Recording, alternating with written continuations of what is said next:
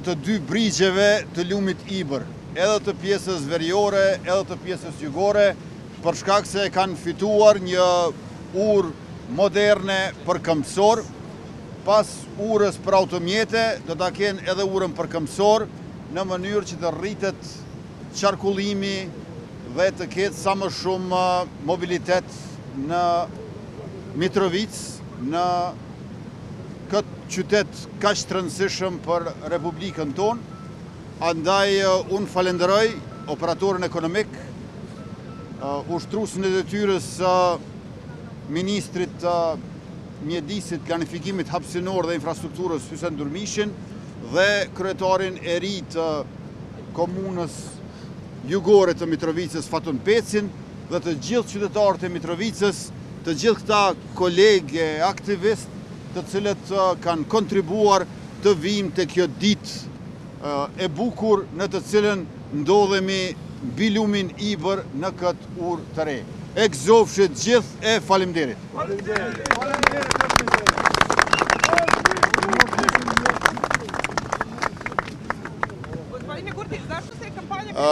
Najpre ministar Poslevi.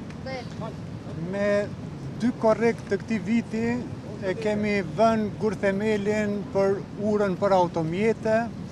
Me 26 gusht e kemi përfunduar dhe e kemi lëshuar në qarkullim urën për automjete, pra përgjithsej 54 ditë në afat rekord është realizuar ndërtimi i urës për automjete. Sot këtu po e shënojmë hapjen edhe të një vepre që është edhe hidraulike, edhe artistike, jo të thjesht një urë për këmbësor, një vepër arti që do të madhështoj këtë hapësirë mbi lumin Ibër, do të shfrytëzojnë të gjithë qytetarët pa dallim jug e veri, si një shëtitore mbi lumin Ibër. Prandaj, urime të gjithë qytetarëve të Mitrovicës, të gjithë qytetarëve të Kosovës për këtë projekt kaq të bukur e kaq të rëndësishëm.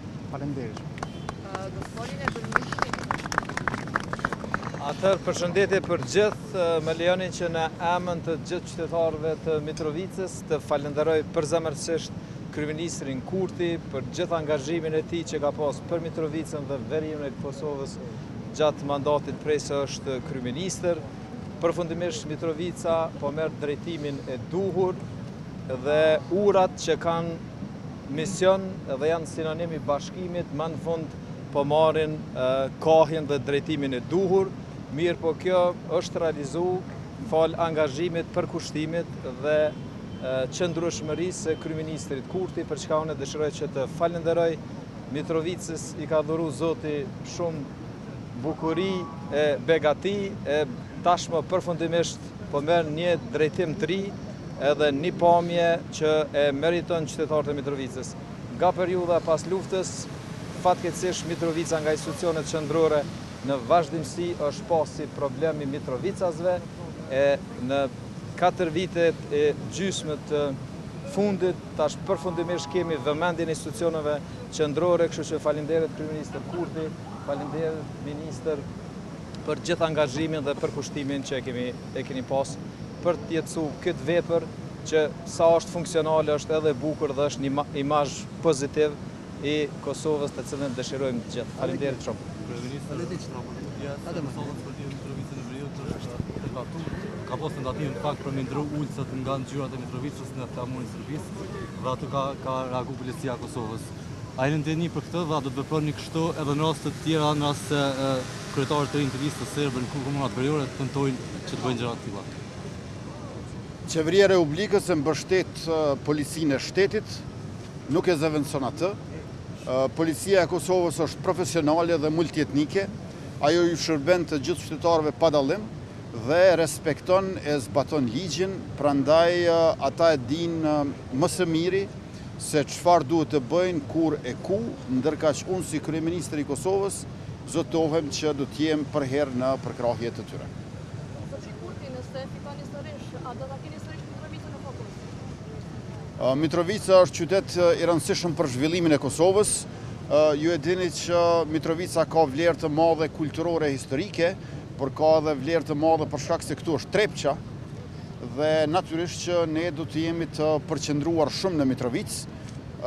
Edhe mbrëm kur prezantova zotimet tona, thash që në mandatin e ardhshëm do ta kemi një kompani të madhe ndërkombëtare private nga një shtet mik i vendit ton, me të cilin do të bashkëpunojmë për bashkëinvestime në Trepç, ashtu që të rritet edhe prodhimtaria edhe vlera.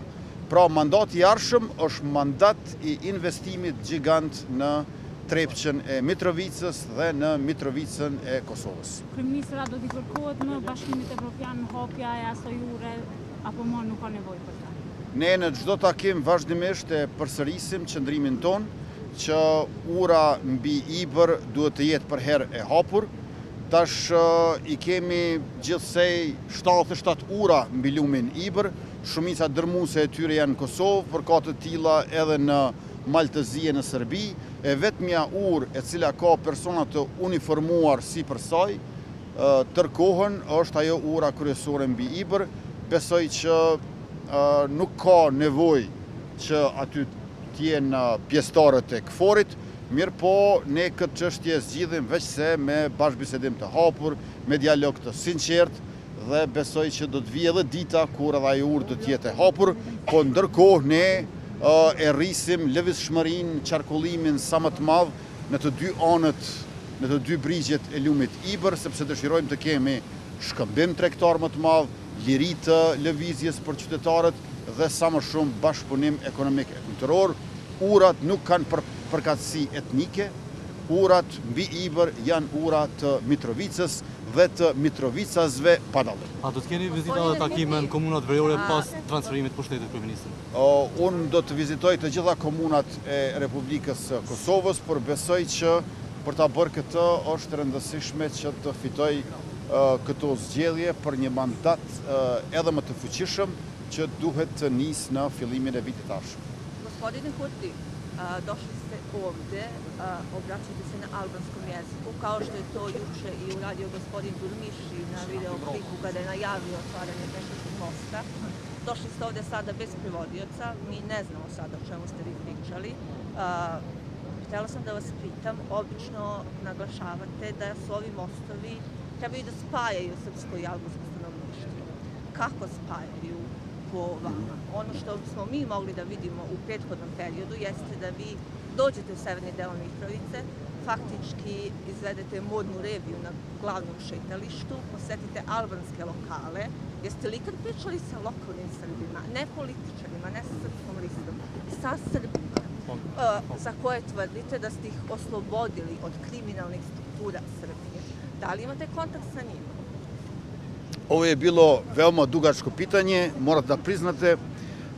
Vidite da ja odgovaram na srpski, a ponekad ne bi bilo loše da i vi postavljate pitanje na albanski. Treba da budemo ravnopravni. Ja pričam srpski, zašto i vi da ne pričate albanski? I verujte mi, nije nikad kasno da naučite jedan drugi jezik. Mislim da mi kao ljudska bića nismo napravljeni da pričamo samo jedan jezik. Evo, ja pričam na vaš maternji jezik i odgovarat ću vam na srpski. Ovaj most nema etničku pripadnost. Ovaj most spaja južni i severni deo istog grada. Mi smo ovde da spajamo ljude. Da ima što više trgovine, privrede i suradnje. Kulturne, obrazovne, sportske i tako dalje. Znači, ovaj most nije protiv nikoga. Ovaj most je za sve. Ovaj most koji je peščanik, zapravo, nije za kola, nego samo za ljudi koji peške idu s jedne strane na drugu stranu grada, je ovde da bi vas pomogao. Ja sam se sreo sa mnogim Srbima i na severnom delu Kosova, ali i svugdje po Kosovu. Nema nijednog premijera Republike Kosovo koji se sastao više sa Srbima nego ja. Nema nijednog drugog premijera koji je pričao na srpski više nego ja. E sad, ima mnogo Srba koji pričaju sa mnom, ali ne žele da to bude objavljeno. Zbog toga što ih bija iz Beograda odmah kontaktira. Zašto pričaš sa premijerom Kosova? Znači, problem nije kod mene. Problem je kod autoritarnog režima u Beogradu koji tlači, koji ugnjetava Srbe ovde na Kosovu, koji su moji sugrađani. Ja želim da budem premijer, kao što i jesam, svih građana, bez obzira na nacionalnu ili versku pripadnost. A zašto vi niste uspjeli da stupite u kontakt sa njima? Ja se sastajem sa njima i drugdje po Kosovu, gde god su Srbi, jer Srbi nisu samo na severu. Na severu su samo 1/3 Srba na Kosovu. 2/3 su južno od Ibra. Ja se sastajem sa svima, možemo i sad zajedno da se sastajemo u bilo koji restoran ili kafeteriju ovde na severnom delu Kosova ili na južnom. Možete u Ja sam severnom slobodan. delu da posetite srpske lokale, da vidite kako Srbi misle, koji nisu srpska lista. Da, ali jel razumete vi da oni se plaše ako saznaje Beograd da su pričali sa mnom? U redu, ali vi ćete da priđete njima. Naravno, to radim ja, ali nema fotografije posle. Oni traže od mene... Oni traže od mene da se ne objavi slika. Ja kažem u redu, jer ja želim da ih branim. Ja sam za sve ovde. Pešačite što više, idite iz severnog dela na južni i obrnuto. Vaš premijer ovde je infrastruktura za razvoj i progres. Hvala vam puno.